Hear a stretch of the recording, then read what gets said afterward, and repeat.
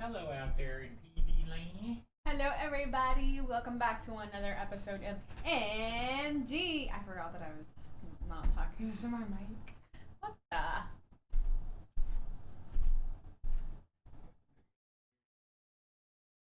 Everything myself.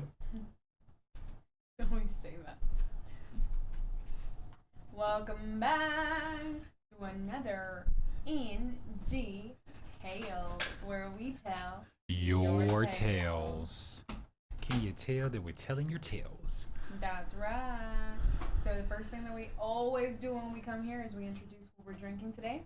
So today we have a sparkling ice, Zero sugar. strawberry watermelon. Fancy. And by no means necessary, this is sponsored. It should be, but it's not. Oh, and then we have our handy dandy Coke Zero. Best. Zero sugar. I prefer Coke Zero over Diet Coke. Sorry, those Diet Coke lovers. I'm all Coke Zero. And he has a monster. He's going to be drinking the white pineapple monster for some all-nighter. All-nighter. However, am not going to be pulling an all-nighter. I will be in my bed in approximately less than 5 hours. Okay, and that's a long time. That's all-nighter. Okay. Well, the first thing, I guess, Coke Zero. Okay. Yummy, yummy. Mmm. Pour it up. Pour it up. Fancy. Do you want some? No, nothing. It's all you. Oh, thanks. He's not being nice. It's just he's just drinking the monster all by himself. I don't know why, but I don't know if it's just me, but I actually prefer to drink it out of the can versus from, a cup or whatever. They do that all the time at the restaurant, but whatever.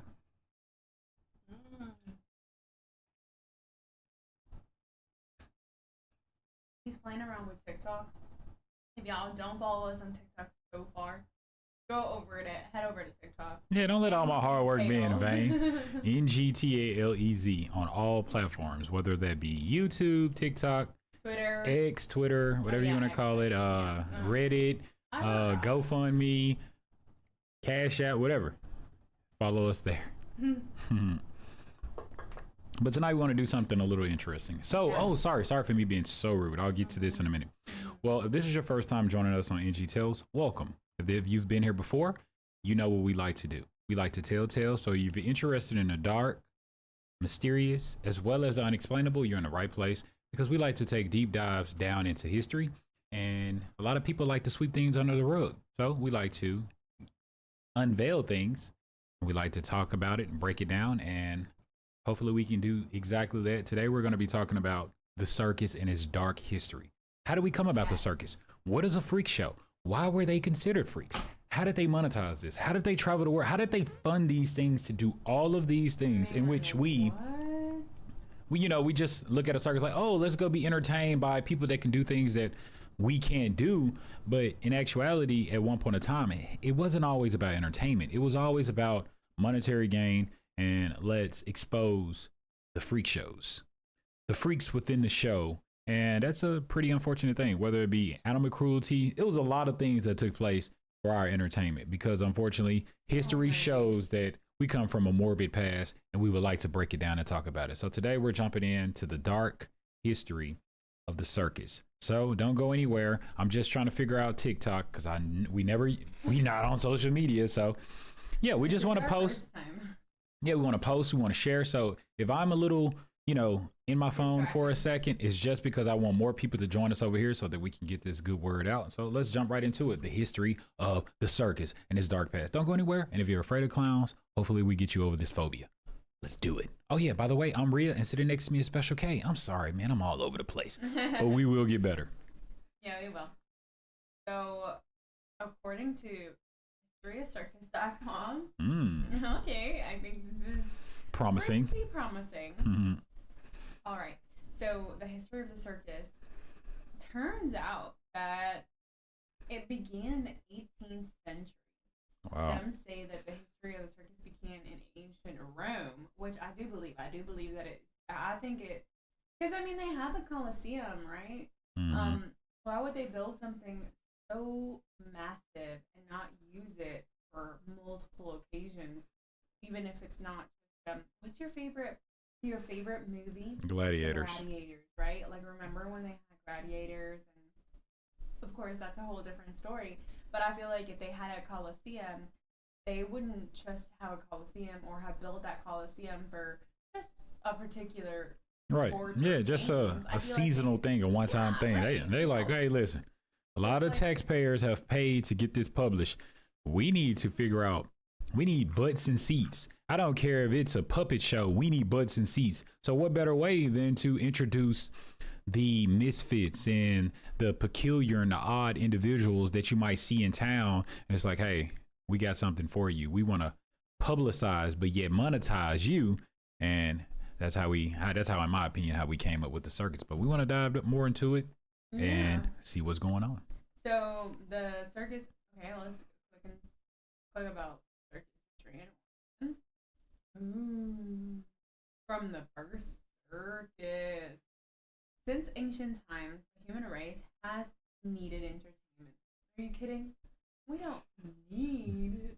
We just want it. And it's always, unfortunately, at the expense of others or animals. I know. Circuses of different forms have existed since then. In the 18th century, we can recognize as the circus appeared, and it has stayed until today with the necessary involvement that time brings. We do have a ton of circuses. I mean, goodness, there's so many circuses. The freaks come out at night. What? The freaks come out at night. Circus. Well, let's read about the Circus Maximus. Because I believe that that's what we're going to be getting into. What happened in July 6, 1944. But the Circus Maximus, history of ancient Rome. Ooh. Wow. A long time ago.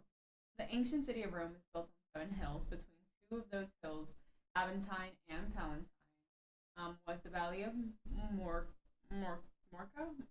Morsia? Mm-hmm. Sounds right. Mm-hmm. You don't know. Sounds good to me. Horse races were held. That sounds all right. Circus Maximus started there as a simple hippodrome. It had turned post banks for spectators to sit and some shrines and sacred spots. Wow. So the people were just there to, even as far as like 50 BC in Julius Caesar's time, he was continuing to improve the circus by extending the seats and the entire track circuit, except at the starting place, the procession. The track now had approximately 621 meters in length and 150 meters in width for the circus.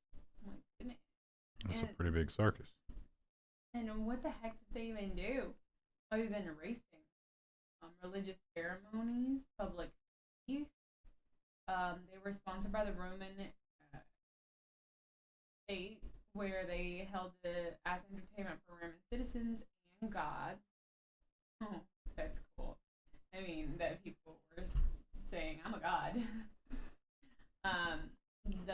They lasted from half a day to several days. For racing, religious ceremonies, and public feasts. Games also aimed to show competence, generosity, and fitness to the higher officers of those who organized them. Whoa. Alright, well, I think it's going way back from where I thought we were gonna go. But yeah, guys, looks like this circus has been around for a really long time, from since Rome. Rome. Okay, so let's roam down this rabbit hole of circus. First and foremost, what is a circus? Let's define it. Is it like what is the definition? What is a circus? And then we can just go down, like, let's break it all the way down. What is a circus? What makes a circus? You know what I mean? So let's go. So a circus is a company of performers who put in who put on a diverse entertainment Mhm. show that may include clowns, acrobats, trained animals, trapeze acts, musicians, dancers, hoopers, Hoopers, tightrope walkers, basketball players. jugglers, magicians, Cool. ventriloquists, and unicyclists, as well as other object manipulation and stunt-oriented artists. So now I want to do a dive now. Now I want to go down this rabbit hole. It says something circus. I'm sorry, clowns. So now let's figure out what is the history of a clown? Where did clowns come from? What made them say, okay, that's a weird, odd character. I want to see that in the circus. So now let's talk about clowns, and then we'll circle back to circus. I mean, a clown is a person who performs physical comedy and art in an open-ended fashion. Did you just spill everything? No, of course not. Well, I do have drip, so I might be spilling dripper over here right now. In an open-ended fashion, typically while wearing costuming and reversing folkway norms. I feel like that is a folkway norms. Now let's go down further down this rabbit hole. The dark history. What is the dark history of a clown? Why are people or certain people afraid of clowns? Where did this come from? You know, I know a lot of people like Ronald McDonald or clowns are goofy, silly, but there is a dark stigma that is attached to clowns, so to speak. Like if you think about the character It, that was a scary guy, and he was a shapeshifter. He can, metamorphose anything on a drop of a hat. He could figure out your deepest fears. You remember the movie It? Associated with clowns. She's taking a quiz now. So No, I was just turning off my ad block. cool. All right, so now we're going to talk about the dark history of clowns and how that associated with the dark history of circus. Is that cool? Is that all right? Can we go there, people? Can we go there, people? We need to know where these clowns come from. So clowns have appeared in most cultures throughout history. The earliest documented clowns go back to ancient Egypt, sometime around 250 to 2500 to 2400 BC. So before Christ existed. Okay. Clowns were also around in ancient Greek and Roman societies. These clowns would eventually evolve into court jesters of medieval Europe who would openly mock sex, food, drink, and the monarchy, all while behaving maniacally for a laugh. Mm-hmm. So it was at one point in time, it was all innocent. It was just, this guy is funny. This guy is a court jester. This guy is silly. This guy is a buffoon. He's a bonehead, so to speak. But it began to take a dark twist, and that's what we want to talk about. And then we'll get back to the circus. It says that of the court gestures, he said the medieval fool was continually reminding us of our morality, our animal nature, of how unreasonable and petty we can be. He also speaks on the gestures of Shakespeare, saying of them that they were often linked to death and darkness. King Lear's fool wanders around reminding everyone that they're not as clever as they think they are, while talking in contorted double speak to undermine our sense of what we think is going on. So, I guess they began to, not want to be seen as the fools. They wanted to be like, oh, so y'all think they were fools? All right, well, that's kind of how the movie It, and this all plays in it all ties in together with the dark history of the circus. And the reason why is because people tried to associate clowns as fools, boneheads, Neanderthals, just foolish people. But when you think about clowns, such as, for example, the movie It, he was very intelligent, he was very clever, and he knew your dark truths. And that's how he would manipulate, that's how he would scare you. He knew your fears. Because they said that clowns in the Middle Ages, if they didn't make the king laugh, they paid a pretty steep price. A lot of gestures were mutilated to make them smile all the time. So that's where that whole thing came from. Why so serious? So it's starting to get a little grim and dark. And it's Ronald McDonald. He's cute. He's giving you burgers, and he's smacking Grimace on the butt, saying, Go get me a milkshake. You know what I'm saying? It gets a little weird in Ronald McDonald House, but here they were actually mutilating their body, They would their also faces have in the order muscles to. cut that enabled them to frown.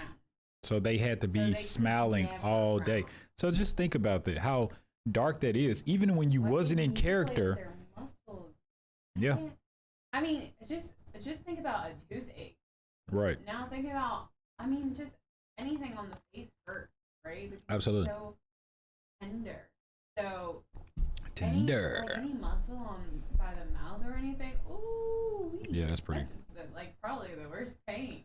And I guess that's the beginning of the hatred for the clowns and the society, so to speak. Because what they were doing, what they And I will say, not to take it off subject, but I'll say that I've heard some women that have children say that a toothache hurts way worse sometimes than childbirth. So if imagine just having your muscles cut here. Wow. Oh my goodness. Wow. Oh, okay.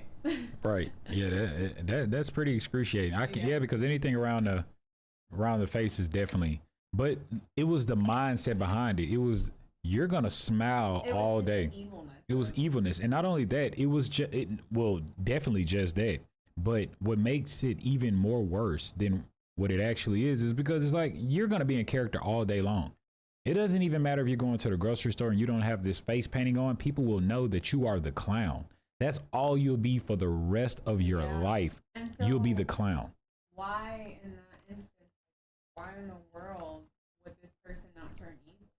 Exactly. Why wouldn't this person? It's kind of like the Joker. It's like the Joker. Lose his mind Mhm. and start to Rebel in all ways, forms, and fashion. You know, like, hey kids, and then kidnap kids, Or not even just not even just kids. Think about this. Of course, this is maybe not be the history, but I'm going down the rabbit hole. Just think about this. No, I'm just saying that, you know, not not keep no, okay. Circus, right? Let's say that I was just talking about it. yeah, she was talking about the movie It. Yeah, but just think about this here for example. That's where my mind went. Yeah, think about this for a second.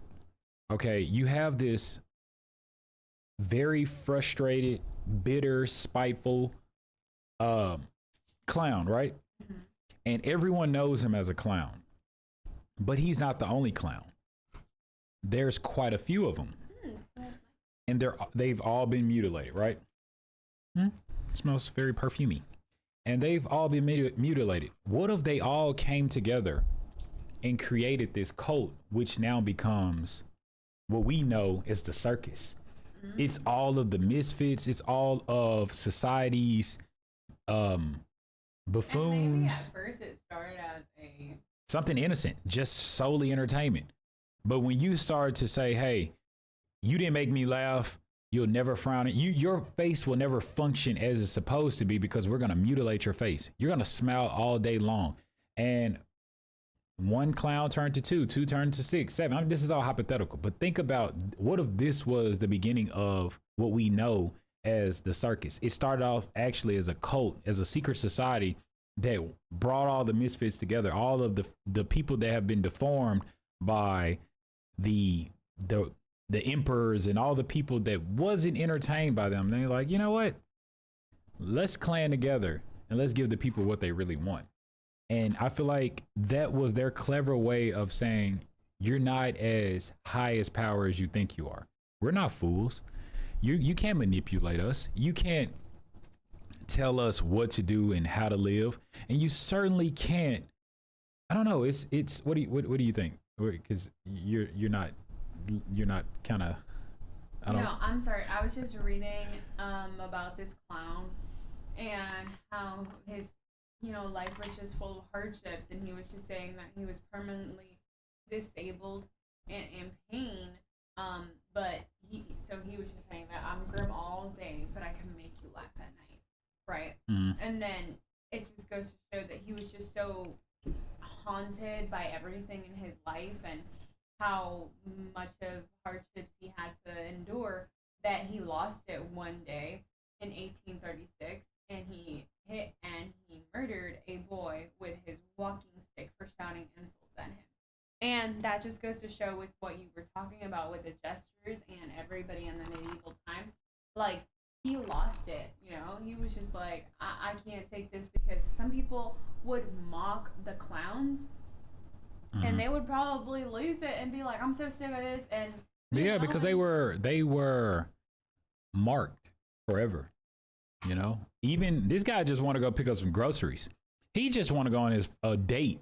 He out and about. Hey, clown, make me. It's kind of like a celebrity nowadays, you know, like, hey, make me laugh. Hey, sign this autograph. Hey, take this picture. But this guy is on his way rushing, or this woman is rushing into childbirth. Hey, before you give birth, stop what you're doing. Take this picture of me. So it's kind of that you have an obligation to entertain me at all times. And I feel like this is the beginning of the awakening the beast in the dark side of the clown, because they may not be in makeup, in disguise, but just think about it. If they are disfigured, they're always in costume, because just like the movie Joker with, which one is it? With Batman. Which one was that one?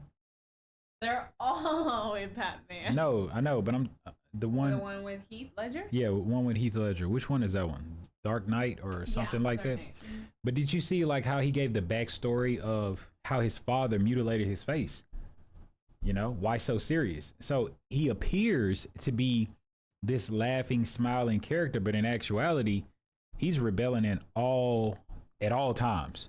And I feel like that's how the circus had the beginning of the dark side of the circus, because you individually mutilate these characters or these people and you force them to be in character all the time. Now, maybe they start clanning together. Maybe now they're really inflicting pain. I don't know. Let's see if we can find anything related to that.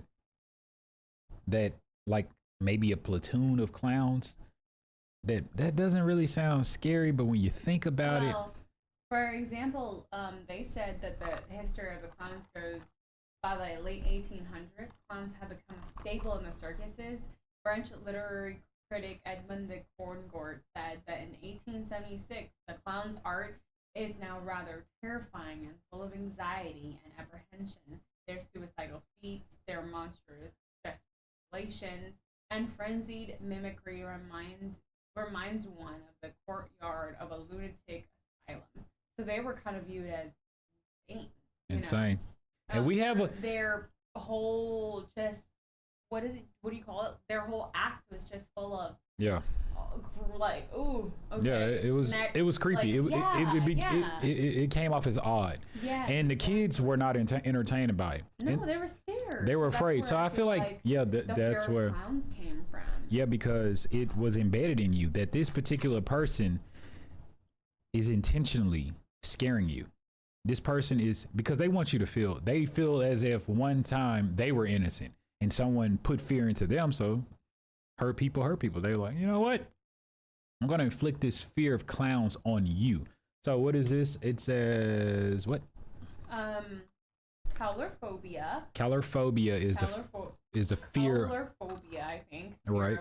Fear of clowns. So that's what we're going to do. Calorphobia, that is just it's just evil clowns is simply another manifestation of their dark. So do you really think clowns are evil, or more so bitter? Certain, not all, but most of them. No, I don't think they're evil. The origin of them, based off the origin of clowns. No, for sure, not evil. Okay. I think that they're the origin. What we just read about the history of clowns, for sure, they're made that way. Yeah. So therefore, that's wild. Bitter. That's pretty insane to know that. Yeah, like I didn't know that they cut their face. The kings are so diabolical in that. Yeah, that's crazy. Make me laugh, or if not, I will cut all of your muscles. You will never frown again, and then you're known, and you're going to be. I want to know, how did they even become clowns? Maybe they were the funny guys, and they're like, "Oh, you think you're funny? Okay, you think you're funny. You want to talk about politics. You want to talk about the society. You want to talk about the economy." I feel like it was all good and dandy at first. It was more so welcome, like, "Oh, you have a talent. Come do it. Come do it." And now they're like, entertain me. Where's that same energy? Make me laugh. And now it's becoming more pressure. You know, it's not as easy and fun because now they have a strict script. They're like, I've already seen that before. I've heard that joke before. I've seen you bump your head before. I don't want to see a Three Stooges. Make me laugh. And that's when the punishment became now. They're like, this is not what I want to do, but it's too late. It's too late. Sorry, buddy. It's too late. For real. So, we're going to continue on with other clown history and their story of their face and makeup. Many theories point to the scare clowns being linked directly to their face and makeup. So this author pointed out that there are similarities between the appearance of clowns and cultural depictions of demons. So the author also has opinions on the subject of faces. He said, where there is mystery, it's supposed to be evil. So we think, what are you hiding? I feel like also too, especially if I was a kid and I'm seeing this red nose as well as this elongated face area here, the mouth. It's like, you think as a child, that's not normal. Yeah, you assume not funny either. Right, you're right. You assume that this where everything that's painted can open that wide. You know what I mean? Just think about like, because they know how far a lips can open. Okay, now let me ask you. Were you as a child, were you scared or were you freaked out about clowns? I didn't have a phobia of clowns. Me either. Right. I mean, Ronald McDonald was just like, oh, cool. Like, that's a cool character. I don't know. It wasn't crazy and some to people me. probably had bad experiences because the clowns were probably smell like alcohol, smell like beer, smell like cigarettes, brown teeth, drinking coffee on the, like, it's just, everyone probably had different experiences. I had really great experiences. Yeah, me too. I mean, great animal balloons and stuff like that. So exactly. I didn't When necessarily have a was problem with them. girl, I went to this festival, and that's where the clown gave me a Hulu or whatever. And A Hulu? You know, That's a movie site. No, a layout or whatever they're called. You A know, luau? A luau, yes. And he put it on me, and I was like, thanks. And then he drew a little heart on my cheek or whatever, and I was like, thanks. And Yeah, absolutely. And I was like, this is great. This is amazing. He is the nicest clown ever. Or whatever. That's like my first encounter with a clown or something. I was little. So I feel like that, and then from there, I just, of course, as you grow older, you don't really tend to, like, what is that clown talking about? No, you just kind of walk away. I feel like, yeah, and I also feel like it's how you're introduced to a clown. Let's say, for example, if you're at a circus, it's already dark, it's chaos, and a clown just jumps out of nowhere and, give me a...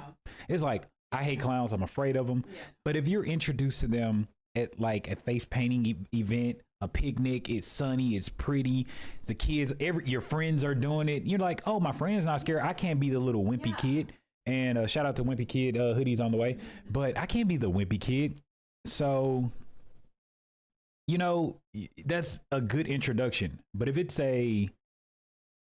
you're by yourself, it's dark, it's loud, you see a lion, you see a lion tamer getting just mutilated by the lion, it's just chaos, everybody is laughing except for you, and now you're like, hold on, the clown jumps out of nowhere or grabs you on your shoulder, you're like 100%. Like, look at our background, that's crazy. To see somebody just jump at you and you spill your popcorn everywhere. Yeah, like, that's creepy. Right, you're not feeling it. So that's way crazy. Okay, so now let's jump into, so we're moving off from clones. Okay. So we're moving off from clones.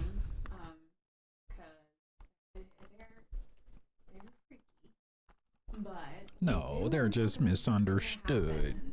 They're just misunderstood. We do want to talk about the haunted history of the Hartford Circus fire.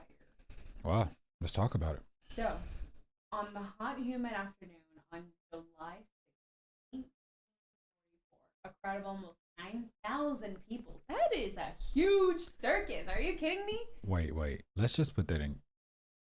2 is a crowd. Three is a crowd. 9,000 people, mostly children. That's an incredible turnout. Crowded No social media? tent in Hartford, Connecticut. What was their, how did they get the word out like that? In 1940? How did people anticipate this? Hey, shout out. We need their marketing tactic. Wow. 9,000? Under a tent? I don't even. That is the biggest tent. I don't even know. That's a college. Exactly. Like, what type of tent is it? That's 9,000 people is like, insane. That's a basketball in arena. a stadium hold 9,000? Yes. Like, But what, but they need stadium? jumbotrons. You think about Like the AT&T Stadium in Atlanta. yeah. How many? Now I just need like context of like, let's see, or not Atlanta, Texas. I think AT. If you type in anyone, Wells Fargo, you can go to the Lakers. You could go baseball. Try baseball. Oh, okay. Which one? Yankee Stadium. Try Yankee Stadium. I wanna just see how. In context, you're right. Yankee. Mm-hmm. Yankee Stadium. In Bronx, New York. Right. Yeah. How many can they seat? Capacity is 46,537. And that is the staple they of like? baseball. What do they like do the NFL games? It depends. Yeah, they're all different cities. You could type in yeah. I thought it was just like one. No. But or you could just go to college. Go to Duke Stadium, the Cameron Indoor Stadium. Duke Stadium capacity. 40,000. That's the the basketball. It's called Cameron Indoor Stadium. 9,000. Perfect. Right on the money. Imagine Duke. That is insane. So this is what it would look like. Yes. How did they even see that without jumbotrons? Wow. Without that's incredible. That is incredible. Wow. 9,000. Holy moly. That's a lot of people. So okay guys, you guys can Google Duke basketball Cameron Indoor Stadium. The Cameron Indoor Stadium will show you what 9,000 people looks like seated. So this is exactly what was going on and how many people, mostly children, were crowded under this huge tent in Hartford, Connecticut on July 6th, 1944 for a special manatee performance. The Ringling Brothers, Barnum and Bailey Circus. Mothers and grandparents brought their young ones on the Barber Street fairgrounds for the day of joy and merriment to forget about the war overseas for a while. Okay. Okay.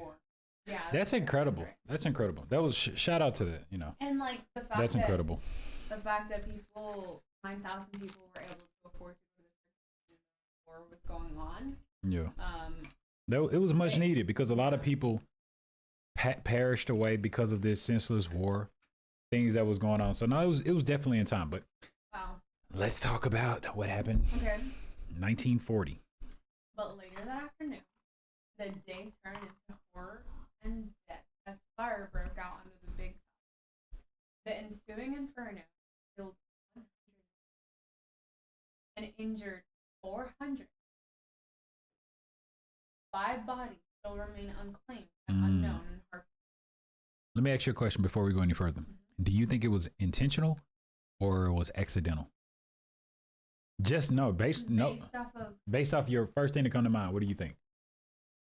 The war. I don't know. I'm not trying to go conspiracy theory, but based off the first thing that comes to mind, what do you think? Intentional or accidental? 1944. That's a pretty crazy. I don't think that anyone. I mean, I'm pretty sure that there are a lot of people who had died. They were bitter and everything, but I think that was just a very merry day. Accidental. Okay. Probably. Okay. I'll be going with accidental. All right. I'll go with intentional. Well, I have no choice. I got to be the bad guy now. All right. It was the clown. So, and it says that Hartford Circus fire would turn out to be the worst tragedy to ever occur in the history of the American and it left a heartbreaking. The circus began in 1790. Wow. Okay, so that was like. So was that the 100 first? years. That was the first American circus in America. It was. I'm sorry. Repeat that. I'm sorry. I had a brain fart. Sorry. No, you're right. You're right. That was the first circus. Began its history in America. So what qualified to be in a circus? Well, we'll talk about it. I don't want to skip. Okay. Since then, more than 1,000 circuses have toured the country and have a colorful part of America that few can resist. In the first half of the 20th century, that a circus might come into town was enough to excite every child in the community. So there it goes. It was like this big thing. Like circus was the thing to do. Yeah. Okay. Because there were no sports. There were no sports. It was the thing to do. So it was. Well, yeah, there were sports, but not for kids to excite them. No, it was more so like gladiator games. It was morbid things. It wasn't basketball, football, stuff like that. Well, it was the 1790s. That's what I'm saying. So the only thing you could look forward to were animals and. It was baseball. I'm sure it was not baseball. Let's see. No. 1790. I'm 100% sure it wasn't baseball. Entertainment. No, you said baseball. It was 100% not baseball. Baseball started in the. They said clubs.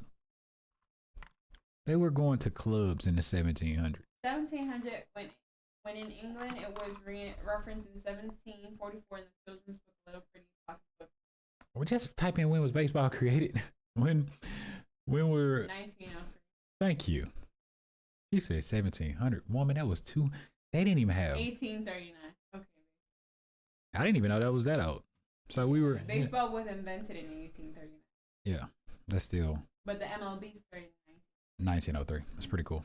Okay. Anyway, back to it. Okay, so yeah, maybe they didn't have sports. Dang. All they had was the circus. Dang. I want to know. They were just supposed to. Honestly, at that time, though, think about it. At that time, in the 1790s, they were still struggling to survive. That's insane. I just had the a light bulb wasn't invented until Wow. 1800, so they were still. So okay, now I take it back. Maybe it still could have been intentional, but maybe it wasn't intentional because, like you said, think about how can you light up such a circus without fire, without lanterns, without what I mean? No, dude, this was 1944. Oh, Yeah. okay. No, we were. I mean, it wasn't LED light. The circus Okay, began. but I'm saying it wasn't LED lights in 1900. Let's not say it was just crazy bright. 1940, it wasn't that bright. The light bulbs wasn't that many lumens. No, And I think it was just maybe like an actor.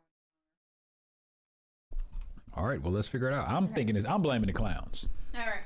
So, perhaps the best known showman connected to the circus was Phineas Taylor Barnum, an eccentric promoter who became known for his novelty museums and engaging hosts.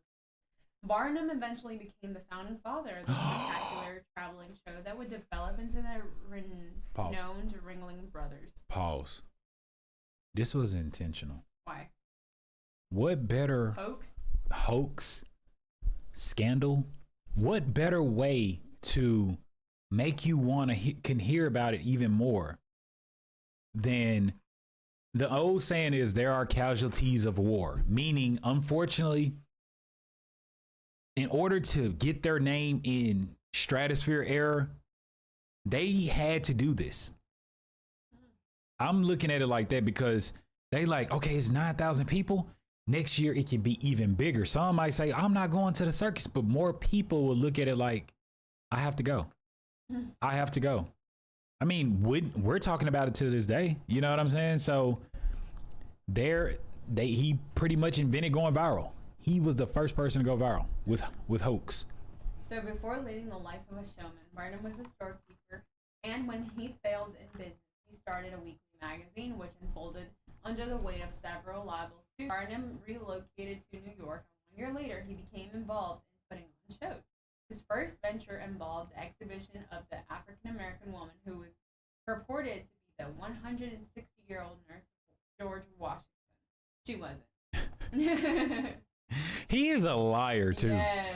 He started the fire. That's who started the fire. Case closed. He started the fire. And he enjoyed short-lived success with this exhibition. Unfortunately, his attraction died, and her age was proven to be no more than 80.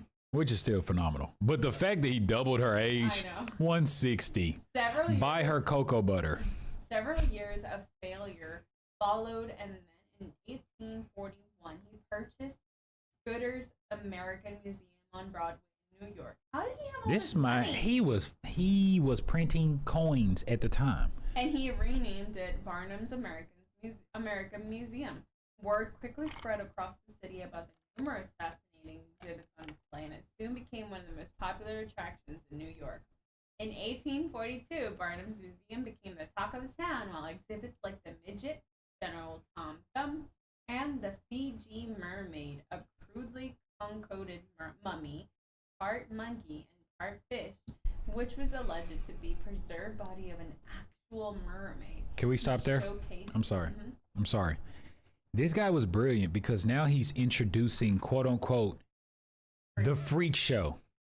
And what better time and better way for you to see the most peculiar.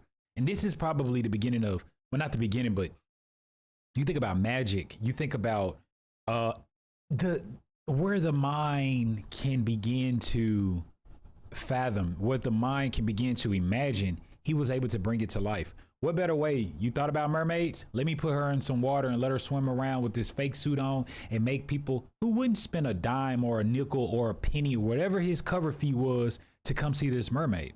This guy was a businessman, and he did anything to succeed, and we're still talking about him to this day. And in my opinion, I think this was the beginning of the freak show. And because we like to go see the very flexible people at the lion tamer. And the first thing that pops up when I Google Fiji mermaid is his actual exhibit, Mermaid. He set it on fire. Case closed. From 1842. Like it was a part fish, part monkey. You see what I'm saying? This man was brilliant. That's what it was. Okay. And he also showcased the original Siamese twins. Chang and Egg Bunker. And continued to expand his offering with the likes of Native American dancers and giantess. So like she was. I guess so. This man was like, look. One thing I will say. Hey, you look. That's what I was about to say. He great. You know, you think about, he was a recruiter. He had an eye for talent. You know, some people like, I like watching this documentary called Born Different. And if you think about it, especially during that time, Siamese twins are you can just Google it and say, that's different. That's unique. That's cool. But imagine back in that time in the 1800s, he had to travel the world to come across a giant woman. You could just go on Google and type in giant woman. He had to travel the world to see Siamese twins. So this man really. She was a giant woman. She was a giant woman. Wow. She was a giant woman. And she probably, but if you look at the WNBA, this woman literally probably was 6'4", 6'5", which is not giant, because you have some people out here. She probably was wearing heels. And she was also and they put on this overweight, and they put this gown on her. So it just added insult to. Never mind. She big. She probably 6'7", 6'8", which is a giant. 7'11" was her height. I don't know about that one. She could have been, because you have some 7-footers today. In my opinion, that's not a giant, but imagine back then. That's very odd. That's very peculiar. She was a Canadian woman known for her great stature of 7 feet 11 This inches. Man. She was one of the tallest women ever alive. And he went and recruited her. An average height and were Scottish immigrants. And he went and recruited her. This man, just think back to the Siamese twins thing. You know what I mean? Like, he created this quote unquote freak show, which is not, it's just people that are born differently. You know? Yeah. Okay. And if you don't know what Siamese twins are, those are the people that are connected at birth. You know what I mean? They have 2 heads, but they share one body, which is very, very easy to come across in today's time. You can Google it. You can watch a documentary. Like I said, I love watching this documentary called Born Different. And I love watching these types of things. However, but imagining back in that day, that was so far fetched and few in between. And if you had access, they couldn't unconnect them at all without risk. Back then, no, it was. Now they can. Yeah, back then right. They couldn't losing them. Without losing them. So imagine this guy come to you and say, "Hey, I know that." In a way, he was kind of doing something good because you think about it. During that time, he was bringing notoriety. He was bringing notoriety. He was making them feel. Yeah, he was definitely. What do you call it? He wasn't monetizing. About he wasn't being nice about it. He wasn't like, wow, we should definitely bring awareness. Right. No, I'm pretty sure. He was like, you are talented. You two are freaks, and we want you in our freak show. Mm-hmm. So Barnum may have been the first to promote the sorts of exhibits that would become circus staples, but he was also the first to suffer the kind of calamities that would be connected to circus. Mm-hmm. Fires, train wrecks, and storms. Yeah, so in my opinion, he started that fire. His museum burned down so many times that it was nearly impossible for him to obtain fire insurance. This man, Liz. Oh, so this man was. He was an arsonist. He was a crook. But what would become the tradition of the show must go on always prevailed. After his museum burned the first time, he moved to a new building. Oh my God. However, a second fire put him out of business. Dang, that's it. It was like, that's it. But how in the world did they still keep these exhibits like the actual mermaid? Like how do we have those pictures today when his museum burned so many times? I don't understand. So after the loss of his last museum, Barnum attempted to take a break from show business, but looming debt wouldn't allow him to leave. Finally, Barnum was convinced to create a partnership with the William Cameron Coupe, who owned a circus in Delavan, Wisconsin.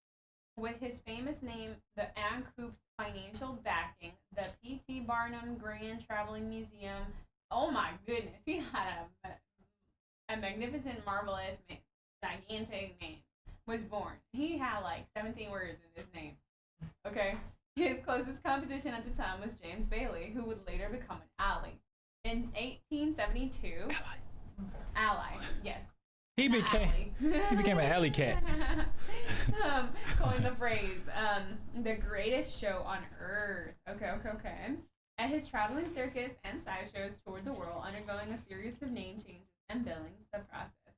In 1881, a significant merger took place when Barnum joined forces with James Bailey and James L. Hutchinson. The original name P.T. Barnum's Greatest Show on Earth and the Great London Circus, Sandra's Royal British Menagerie, and the Grand International Allied Shows United. That was the whole name, y'all. That was a long name. Yes. That was later shortened to Barnum and London Circus. Thank goodness. Mm-hmm. For obvious reasons. Barnum and London Circus. A series of splits ensued until the Barnum and Bailey Greatest Show on Earth and later Barnum and Bailey Circus became the final name for the show.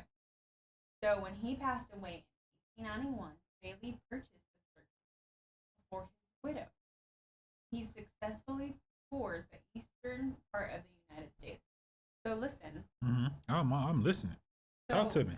Actually, Barnum, it wasn't his fault because he died in 1891. Oh man, I'm sorry, Barnum. Barnum. Sorry, Barnum. I just said his name. I'm sorry, Barnum. I'm sorry, Barnum. Mr. B. So no, it wasn't his fault because this massive fire happened in 1944. So I am. But maybe he took something out of his book. I'm convinced. I want to blame the clowns or Barnum.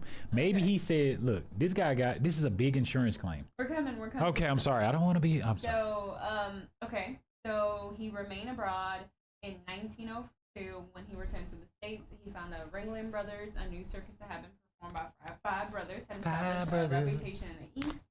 So after Bailey passed away and the Barnums' much loved circus was sold to the Ringling Brothers in 1907 for the sum of $400,000.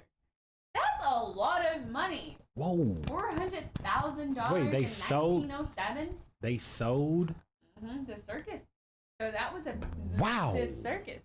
Jeez. In I just want to know. That's probably like 10 million. 19. That's maybe. I'm guessing that's like 10 million. 400,000. That's like 10 million. Oh my goodness. That's insane. Ooh. That's insane. So 400,000 today. What in the world is equivalent to?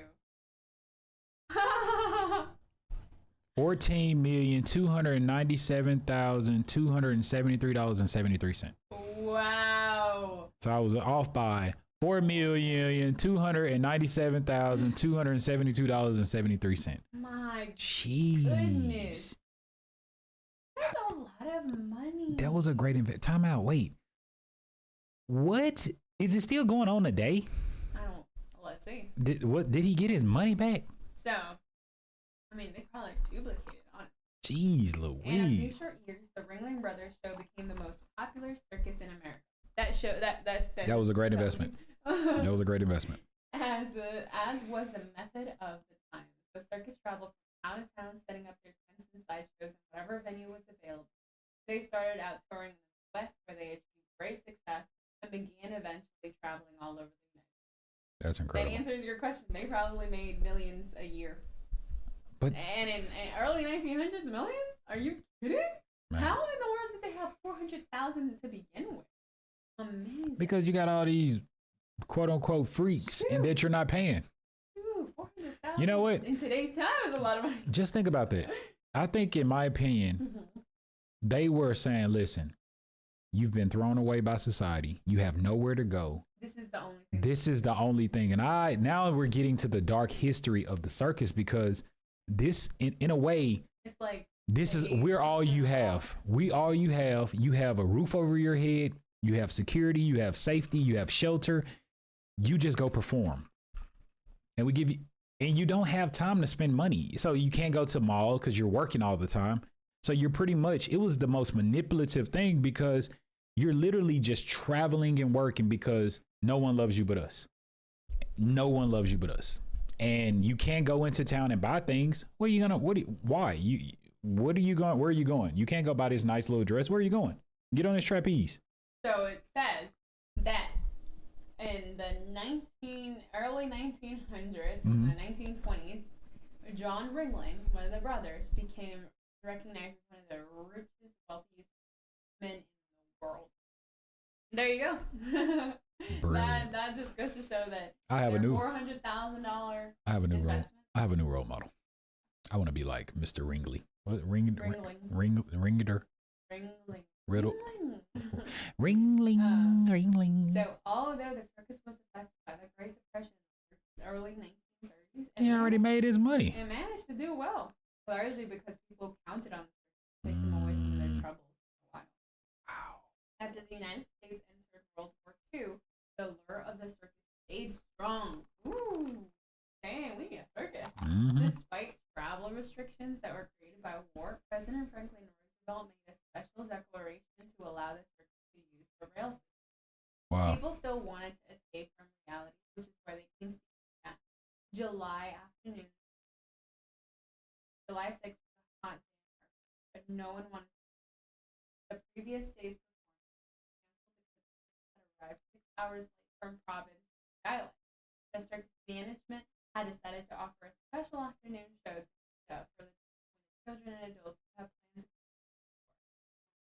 I'm starting to think that the circus wasn't so dark after all. Then people began arriving at the Berber Street Fairground several hours before the circus was scheduled to begin. Mm.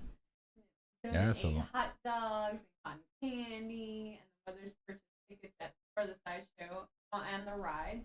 When it came to time for the show to begin, thousands hurried into the tent while the Wonder Band played the Star. The 19-ton Big Top tent was almost as wonderful as an attraction as the animals and performers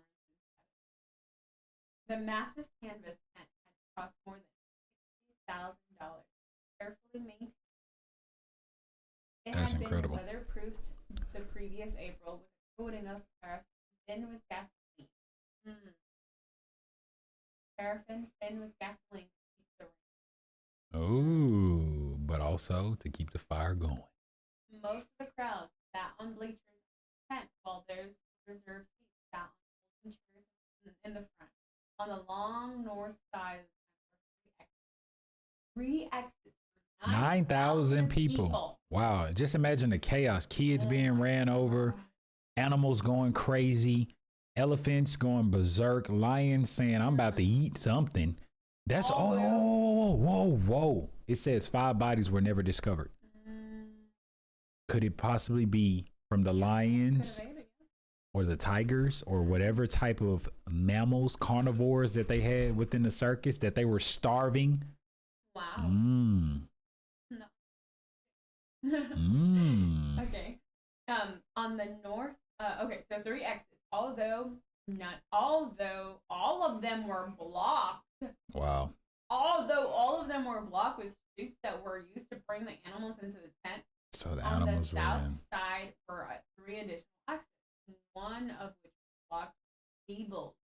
So freaking 2 exits. 2 exits. Wow.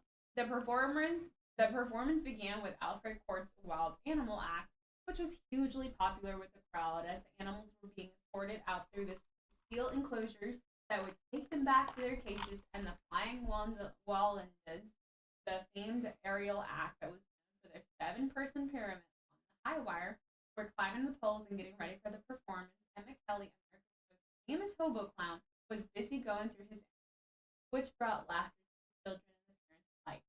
He was one of the stars of the circus and the universal favorite. Ironically, he never smiled during the show, always making others laugh with his dead panic. Suddenly, a cry of fire was heard in the tent. A spot of flame appeared on the tent at the main entrance. A Hartford police officer was on duty there and said that when he saw it, the hole was no bigger than a cigarette. Slowly, the tiny flame traveled up the canvas wall, increasing its height. It climbed down the tent's roof. It was still a small fire at first, and for most of the performance, the audience was not even aware of it. The spotlight was focused on, the aerial act. Marie Evans, the circus leader, saw the fire about the same time. He instantly led the band to a lively redemption of Stars and Stripes Forever, the song traditionally used in the circus world to warn performers and circus employees something was amiss. That was actually a brilliant idea. They had a song A subtle way. Alarm people. Chaotic, yeah. Almost immediately, someone threw several buckets of water, which kept in place in case of such emergency. But it had no effect. Trainers tried desperately to hurry the wild animals out of the ring. All personnel knew that any impending tragedy would be by animals in the tents. Unfortunately, time was lost when 2 leopards proved reluctant to leave.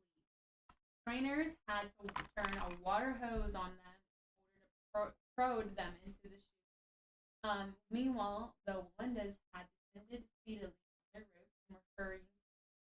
The crowds who previously did not know that the band was playing the disaster march were now undecided whether to watch the trainers struggling with the animals or to watch the growing fire.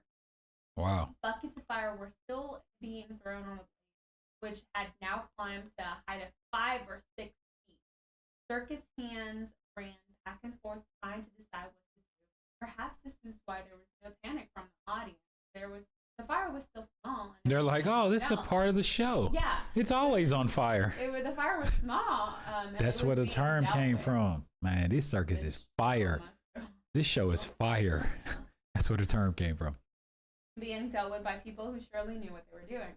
Though the fire was still growing, now about 2 feet in width, there was no mass migration towards exit. Before that actually happened, a strong wind whipped into the enclosure and finally suddenly swept across the top of the tent with alarming speed. It rose across the west end and moved toward the northeast corner. Soon the entire top became a mass of flames. Man. As one witness later recalled, Burning bits of canvas and liquid paraffin began to rain down now on top of the panicked crowd, inflicting severe burns on everyone that they struck. The band gave up their music and proceeded to march calmly from the tent in hopes. The band, like, this is not working. Yeah, I know. Fire!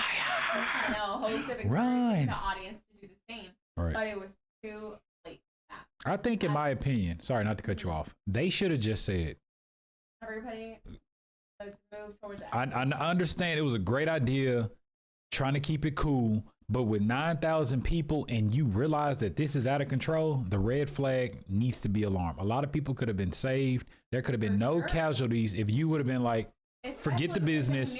Let's get had previously, multiple fires, right? Well, no, in April, this was a new thing that they had tried by making it waterproof. The canvas tent. I don't know who said, what's waterproof? Paraffin. Gasoline, but it's like it makes it just drip down. Yeah, it just drips down. But at the end of the day, you have a history of fires. Like freaking fires, gasoline. Okay, like, dude, we're not worried about the water. You have a history of fires. Why would we just drench this in gasoline when you have a history of fires? Man, what? This sounds like some Barnum. I think he's back from the grave. All right. I'm sorry. As support ropes burned, the tent's 6 huge poles began to fall, taking flaming pieces of canvas with them as they toppled over. Screams filled the tent as frightened chairs and crowds began to run. Hundreds climbed around the circus wagon, stumbling over the animal chutes and became tangled in the metal folding chairs that had been tossed aside in front of the stage. Wow. Parents tossed their children into the open arms of strangers at the bottom of the grand stand. Some of these parents and children left black smoke unscathed, while others were trampled and burned. And just imagine that, like, the chaos. There are no cell phones. It's 9,000 people. It was 400 people that were injured, 110 or 109 that were killed. 5 were undiscovered. Just think about it. You still have roughly 8,500 people that are just trying to figure out what to do, where to go. How are you finding your children? There are no cell phones. There was no exit strategy. There was no plan to, if something happened, if we get lost, meet here. That is nothing. Everything is just chaos. How long did it take for everyone to finally get their child or find out they're gone or find out they're in the hospital? Like, how long, man? Did it take weeks or days for the mayhem to just finally subside, to be able to, like, oh, finally I found my child? This is insane. All because they didn't sound the alarm. They just wanted to keep it cool and play the flute. Like, oh, just be on guard. All this could have been avoided, man. Many children separated from their parents wailed and screamed. One little boy tried to shield his fallen grandmother from the stampede crowd, begging someone to help him get her up to her feet. Pieces of flaming canvas continued to fall, and women, the hair and dresses on fire, shrieked and wept. The human barricade that had been caused by the knocked over folding chairs prevented many from reaching the exit. Many rushed the entrances on the north side only to arrive there and find them blocked by animals. Hundreds of bodies were later found piled there. One by one, the heavy supported poles crashed over. As the 6th and final pole toppled, the entire tent, which was now engulfed in flames, swooped down on the crowd, blanketing them in fiery. Those trapped and screaming beneath the collapsed tent were doomed, and soon they fell. It had taken the fire only 10 minutes from the time the first warning cry had gone out. That is it was the wind. Just think about all of the fires that take place in California. When you have a forest fire, water makes it worse because it's gasoline, and the wind pushes it to travel even further. So and then on top of that, the tent was drenched in gasoline. It's like it was premeditated. Like, what are you thinking? Sirens screamed at the 5 alarm triggered, and fire trucks raced to the fairgrounds, but they were too late to save lives. 10 minutes. All they could do was spray water on the charred ruins, make matters worse, there were no hydrants on the fairgrounds. The firefighters had to use hydrants located almost 300 yards away. Ambulances lined up to take victims to the hospital. Hartford hospitals were prepared for such disaster. It was wartime, and major hospitals were instructed in burn treatment in case of enemy air raid. Victims were given morphine, wrapped in sheets, and given plasma injections. The dead numbered of 168. Half of them. Wow. All of them had come to the circus that day for an afternoon of care. All of the circus people escaped alive, although the Waletas had barely made it out. The villainous and heroic acts of the fire became apparent in the hours, days, and weeks following the disaster. Some threw tears at others to clear from their escape route. Some jumped from the tops of the bleachers into the crowds, not knowing or caring if they hurt. On the other hand, Emmett Kelly, the famous clown, railed performers to get buckets of water to help however they could. Some grabbed scared and crying children and stayed with them until they could be reunited with loved ones. The aftermath of the fire was the Connecticut State Armory was turned into a temporary morgue, and families filled through lifting white sheets and trying to identify. Man, that's insane. Just think about all these people. It's 8,500 that are okay. And They're just going to this morgue hoping that okay, my child, I still have a chance. But you still got 168 more sheets to lift up, hoping that this is not your child, this is not your loved one. They're just lost and you have yet to be reconnected with them. Mm-hmm. State and city investigators follow clues about the cause of the fire, which range from a toss to Arsony. Yep, because that's what you said. We go back to the beginning of this great story that you were reading, that it started off as the size of a cigarette. So it's somebody that was carelessly smoking a cig in there. That tossed it. But It could have been intentional or unintentional. No, I feel like how would they know that the tent was freaking filled with paraffin and gasoline? True, but we don't know who was smoking a cigarette. It could have been somebody that actually, you see what I'm saying? That's why I say it could have been arson, because that right there is like the go-to. Oh, it could have been, like you said, coincidental. How could they have known? So why not take a cigarette? So the rapid spread of the fire was blamed on the improper weatherproofing of the canvas and the use of highly flammable materials. Mm-hmm. State investigators listed 8 causes of the fire and issued citations to Ringling Brothers for various offenses, including failure to flame-proof, location of the animal chutes, insufficiency of personnel, failure to remain in organization to fight the fire, lack of firefighting equipment, failure to distribute firefighting equipment, and the location of the supply wagons. 5 circus employees were charged with manslaughter and arrested and warranted, and warrants were issued for 4 more. Later, 7 of the defendants received 1-year prison. That's it. Legal claims against Ringling Brother Burnham and Bailey totaled nearly $4 million. $4 million, and that, man. So the fire captured America's attention in 1944 and was ranked 10th among all stories reported by all Associated Press that year. Wow. It was not only, it was the only one not related to the war. That's insane. That's insane. He went viral, man. Mm-hmm. They went viral. And the Connecticut River Valley, the story was more than just a news report. It was a heartbreaking occurrence that touched almost every family in the region in one way or another. Flags flew at half staff for weeks in funeral parlors, forced to hold services at 15-minute intervals. 15-minute intervals for funeral services. 15-minute intervals. Oh my gosh. The burning of the Big Top on July 6, 1944 was the worst circus disaster in history, and it continues to haunt the people of Hartford even now, more than 65 years later. And not all of those haunting memories are physical scars, mental trauma, or bad memories.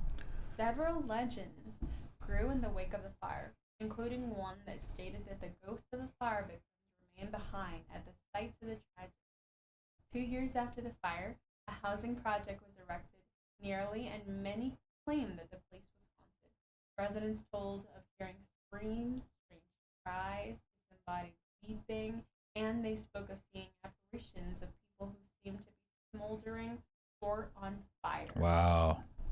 One man stated that he was unlocking his door one night and looked up to see a little boy go running past his apartment. The boy left a trail of smoke behind him as though his clothing was burning. The man dropped the bag of groceries that he was carrying and hurried off to see if the boy needed help. When he turned the corner in the direction of the burning boy, had gone. He was shocked to see that no one was there. The man who recounted the story had recently moved to Hartford and was unaware of the 1944 fire that had occurred a short distance away. And he was wondering why his apartment was probably, they were paying him to live there. And he didn't even know why. He was like, I love this place. They pay me to live here. And it was haunted. Man. Because it was a housing project. It was wow. Yeah, so it was like apartments on the, it was affordable living. Oh man. So a lot of people were saying that it was, you know, haunting. Seeing some scary stuff. Wow. The dark history of the circus, man. Wow. Well, it was a tragic story. But finish it off. It says a few years later, what? A few years later, the housing project had been a temporary arrangement to ease the home shortage being experienced by returning war veterans, was torn down and replaced by a school. A school! The weird hauntings known as Harkwat tales also plagued the school, and it was generally accepted that the ghosts were victims of the fire. A memorial to the fire victims now stands at the site, and some say the ghosts remain, lingering at the place where their lives were cut short so tragically. Wow, man. Wow.